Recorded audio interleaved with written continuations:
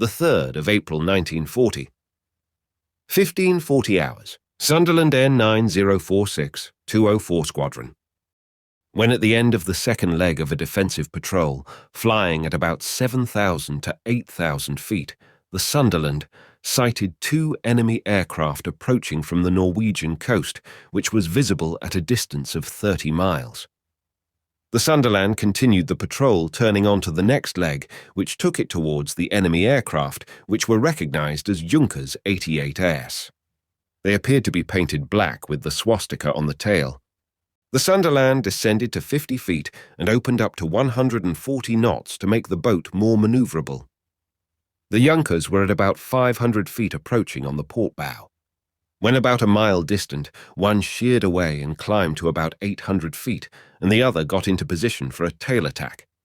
By this time, both were astern, one in position for tail attack and the other for bombing.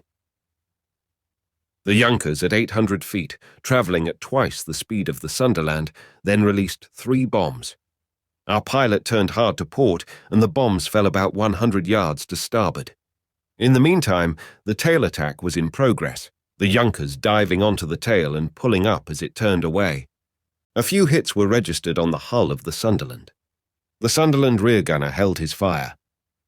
The 2 enemy aircraft then changed positions, and by this time the Sunderland had turned through 180 degrees and was flying on a reciprocal course. The Junkers again employed the same tactics, and once more the Sunderland turned to port when bombs were released. Only 1, or at the most, 2 bombs were dropped during this attack, all the bombs appearing to be about 100 kilograms. The second tail attack failed to register. During both these attacks, the Sunderland front gunner got in a burst, and tracer bullets, which were being used in the ratio of 1 to 5, were seen to enter the hulls of the enemy aircraft.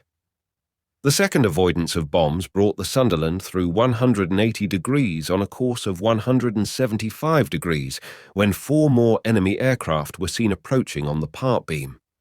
The 2 original attackers joined the 4 new Junkers 88, and all 6 formed line astern, completing the formation about a mile away on the port beam, coming towards the Sunderland. They climbed to about 700 feet, and in line astern developed a tail attack. The leader came to within about 150 yards, and the Sunderland's rear gunner fired a burst, causing the Junkers to sheer off sharply to port. The Sunderland's rear gunner fired another burst at the Junkers and immediately saw smoke coming from one engine. This aircraft was not seen again.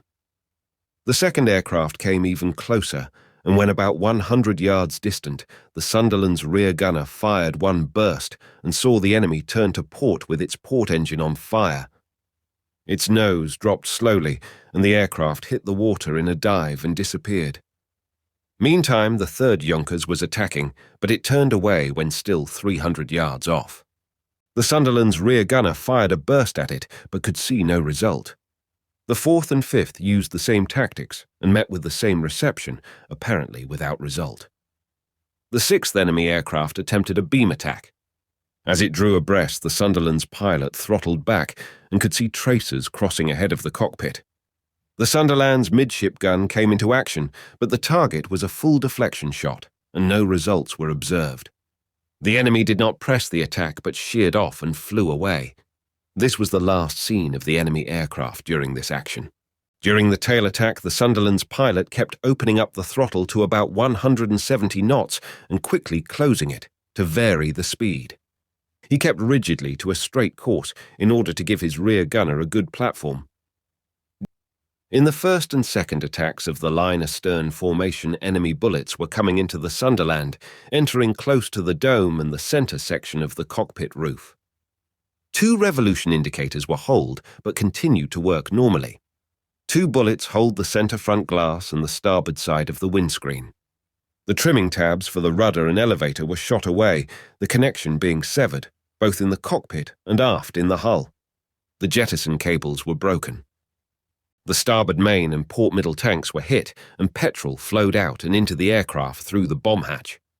The observer, Pilot Officer Armitstead, was hit near the right eye, and the navigator, Pilot Officer Godwin, got a splinter across the eyeball and a graze on the scalp, which temporarily slightly dazed him.